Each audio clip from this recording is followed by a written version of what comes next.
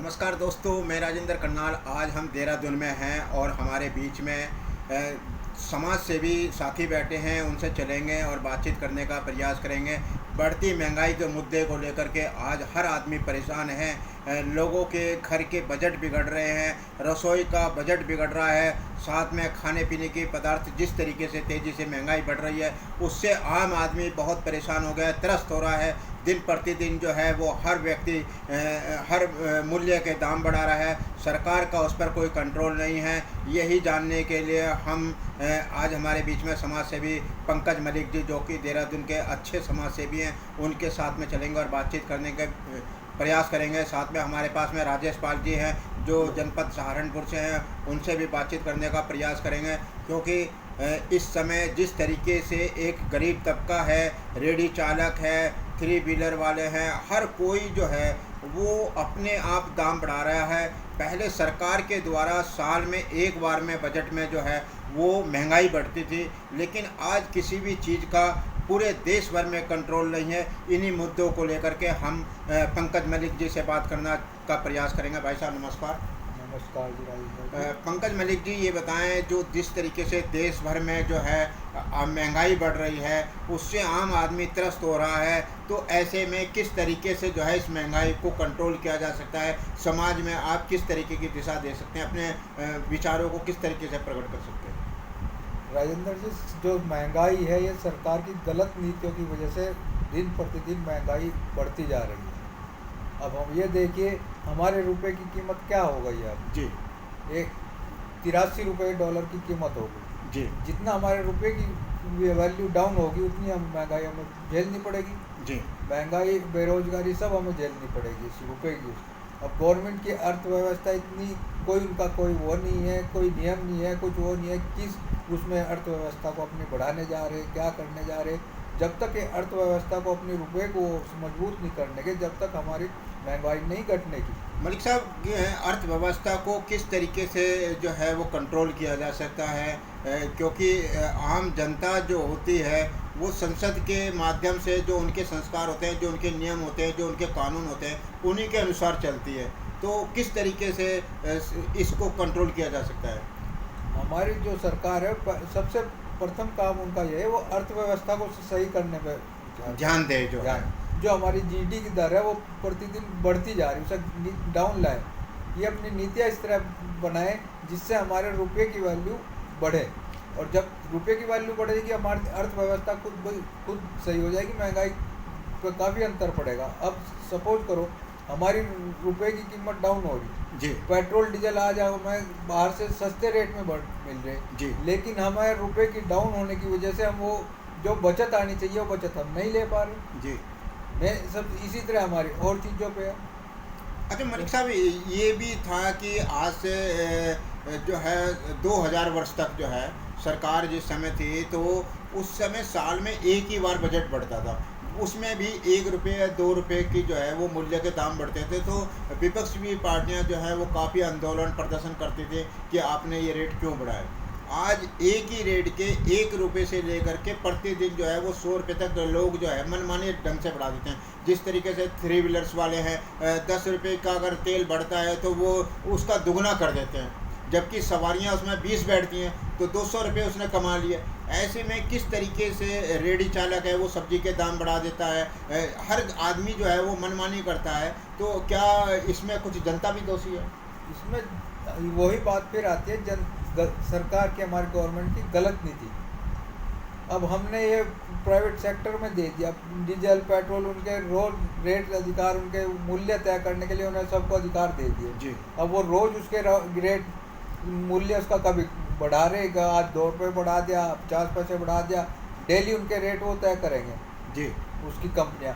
अब जब हमारे डीजल पेट्रोल पर रेट बढ़ते हैं, अब उसका इफेक्ट सारी चीज़ों पर पड़ता है। सब्जी हो, चाहे घर के घरेलू सामान हो, चाहे हमारा का बात बिजनेस का उसका टोटल सब पे फर्क डीजल के रेट बढ़ने से हो जाता है।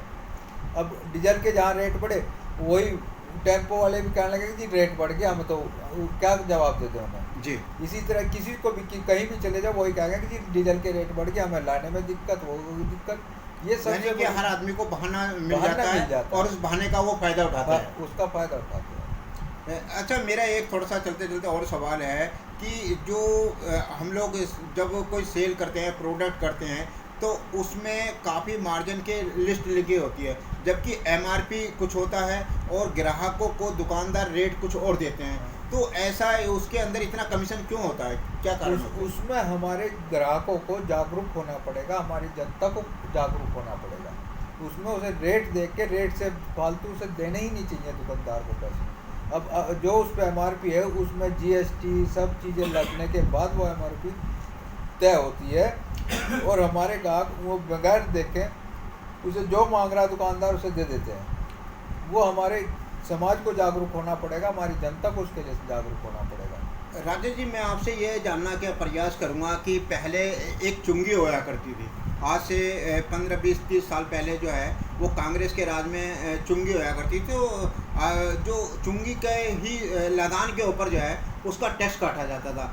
आज जो जीएसटी कर दी गई है उसमें सारा, लेकिन जीएसटी होने के बावजूद भी फिर भी जो है लोग जो है वो रेट दिन पर दिन बढ़ाते हैं, और एक ही गाड़ी को कम से कम 4-4 बार जो है वो लोडिंग कर लेते हैं। तो क्या उस पर भी प्रशासन का ध्यान क्यों नहीं जाता है?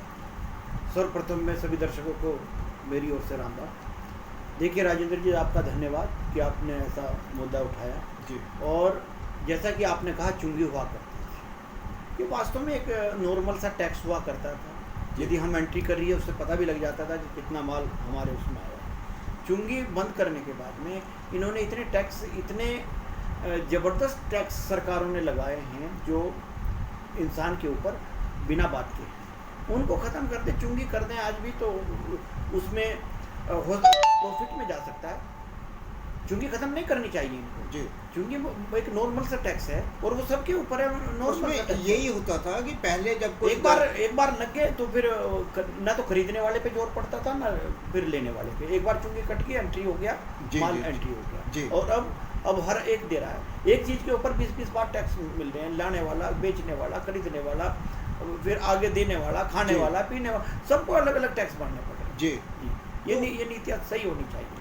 और जैसा कि आपने महंगाई की बात की, देखिएगा महंगाई के लिए, महंगाई के साथ साथ में, महंगाई तो है ही है, इसमें कोई दो राय नहीं है, लेकिन महंगाई के साथ साथ में हमारी इनकम, आमदनी और रोजगार के अवसर यदि सरकार उपलब्ध कराए तो महंगाई नहीं लगेगी। महंगाई भी एक नॉर्मल सी लगेगी। जैसा कि अभी आपने कहा कि मनमाने टैक्स वसूलते हैं टेम्पो वाले, अपने हिसाब से करते हैं। जो एक बार फंस गया, जिसका रोजगार चल गया उसने फंसा लिया और बाकी भूखे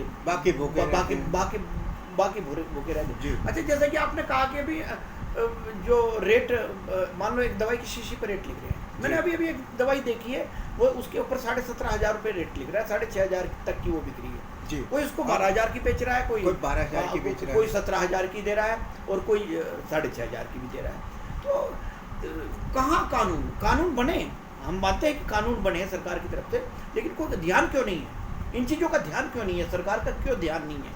इंजेक्शन में कंपनी ने अपने आधे डॉक्टर ऐसे हैं इस समय पर कि दवाइयाँ वही है उसके अंदर, लेकिन अपना लेबल लगवा करके अपने रेट का लेबल उस पर चिपका रहे हैं। सरकार इस चीज़ को क्यों नहीं देखती है कि इस शीशे के अंदर क्या है और कितनी वैल्यू का है उसकी? तो ये मनमाने तरीके से आज भी बहुत सारी चीज़ें चल रही हैं जी। तो उससे आम आदमी के जीवन के स्वास्थ्य पर भी असर पड़ता है। और जिस तरीके से इस समय आजकल हाईवे हो रहा है, हाईवे पर भी इतने टैक्स हो गए हैं कि आदमी टैक्स देते ही देते थक जाता है। और जो खाने पीने के पदार्थ हैं, जो खाने पीने की वस्तुएं हैं, वो भी दिन प्रतिदिन बढ़ रहे हैं। दूध का रेट बढ़ रहा है, चाय का रेट बढ़ रहा है, खाने का रेट बढ़ रहा है। इससे जो आम आदमी है, महिलाएं पर त्रस्त हो रही हैं, आम जीवन त्रस्त हो रहा है। लेकिन सरकार बार बार ये कहती है कि हम गरीबों के लिए कर रहे हैं, गरीबों के लिए कर रहे हैं। लेकिन आज आप ये देखिए कि इतने करोड़